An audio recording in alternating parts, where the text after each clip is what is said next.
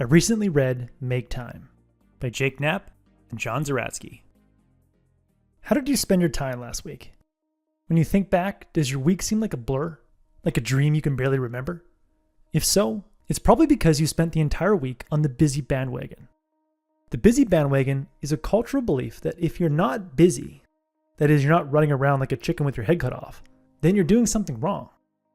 At work, when you ask someone how they're doing, they'll probably tell you, "Oh, I'm busy, really, really busy." People wear their busyness like a badge of honor.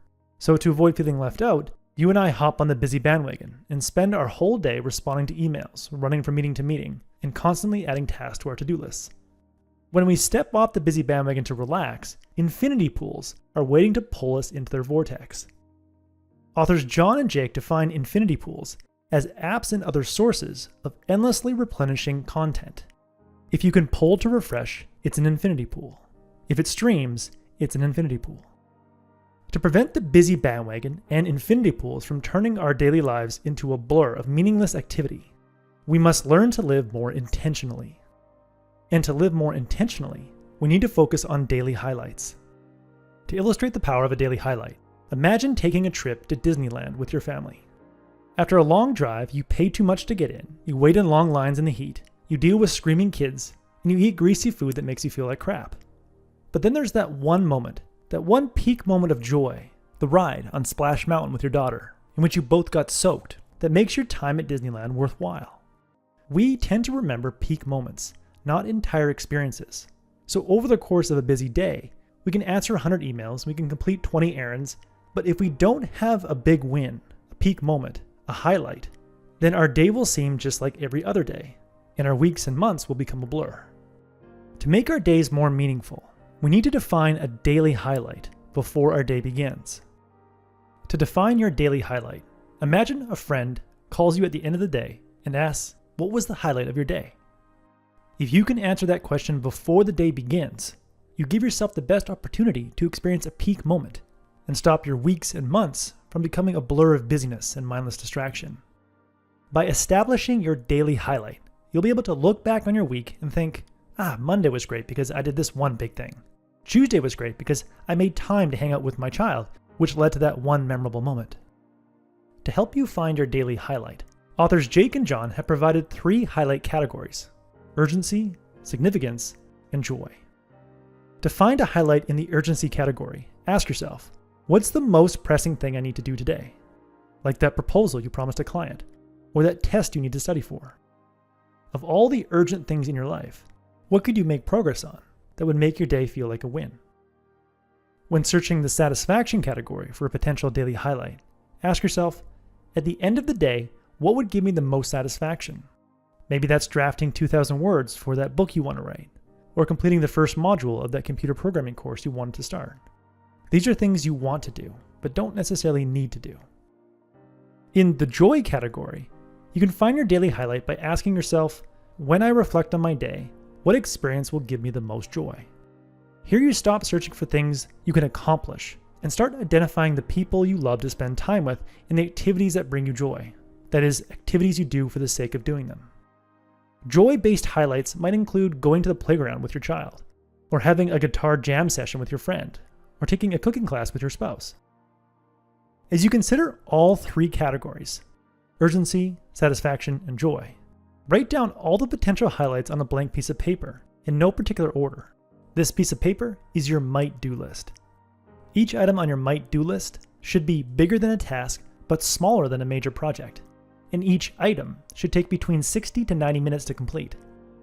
Once you have a few good options on your daily might-do list, rewrite the items that you think will make your day memorable on a new list, then circle the one highlight you want to focus on today. Now put that highlight on a post-it note and put that post-it note in a place you'll see throughout the day.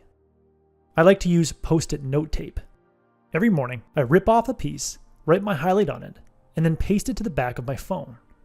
Every time I pull my phone out of my pocket, I'm reminded of my highlight. And now the final step is to open up your calendar and block out a 60 to 90 minute chunk of time that you'll dedicate to your highlight. That's it. By identifying and focusing on one highlight each day, you'll start living more intentionally, and you'll increase the probability that each day will count. However, you still need to prevent the Busy Bandwagon and infinity pools from pulling you away from your highlight. To help with this, the authors have several tactics in Make Time to block the Busy Bandwagon and tame the infinity pools. Here are 3 tactics I have found particularly helpful. Tactic number 1, send only email. The biggest source of busyness is email, particularly email on your phone. Because email is so easy to access on our phone, we feel the urge to check it throughout the day. And when we're focusing on our highlight, like cooking with our family, practicing guitar, or writing a blog post, our attention is fractured. And what's worse, if our highlight becomes hard, like creating an outline for an important presentation, then we'll quickly escape to our inbox. The easiest solution is to simply delete the email app on our phone. But if you're like me and you think that's too hasty because you need to communicate with your team or send updates to somebody, then there's a better way. Remove the primary email account from your phone, but set up a secondary send-only email account on your phone. When you need to send an email message, open up that secondary email on your phone and send away. Then when someone replies to you, set up auto-forwarding to your primary account that's not on your phone. This way, you won't be tempted to check email on your phone because there is no email coming in. And you'll be forced to check your email on your desktop, where it's actually faster to respond to all your emails because you have access to your files and you can type out responses. Tactic number 2, near impossible logins. Infinity pools are powerful because they're so frictionless. To access YouTube or Instagram on the iPhone, you just need to hold the phone to your face and hit the app icon. To add more friction to infinity pools and reduce their pull, execute the following 3 steps.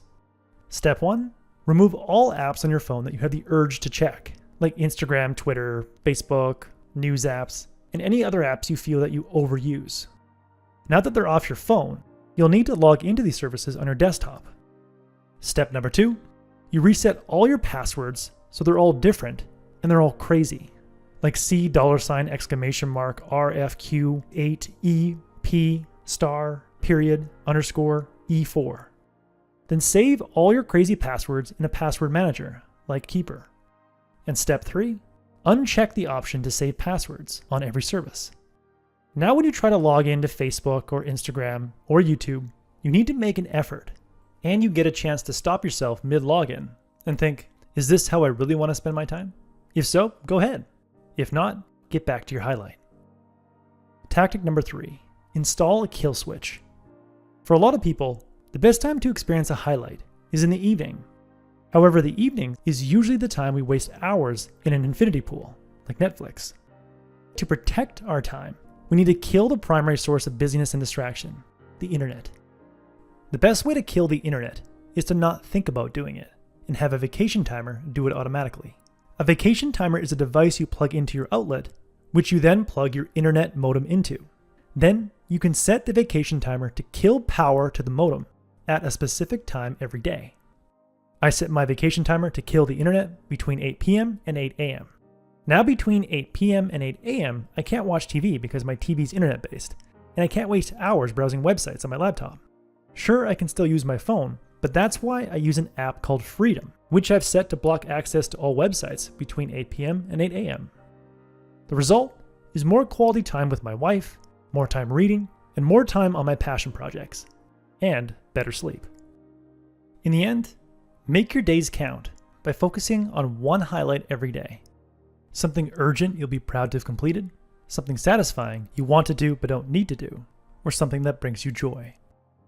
Then use tactics like send-only email, near impossible logins, and the internet kill switch to ensure that you have the time and the attention to dedicate to your highlight. That was the core message that I gathered from Make Time. There are dozens of tactics in this book to help you optimize your day and make the most of your time. I highly recommend this book. If you would like a one-page PDF summary of insights that I gathered from this book, just click the link below and I'd be happy to email it to you. If you already subscribe to the free Productivity Game email newsletter, this PDF is sitting in your inbox. If you like this video, please share it. And as always, thanks for watching and have yourself a productive week.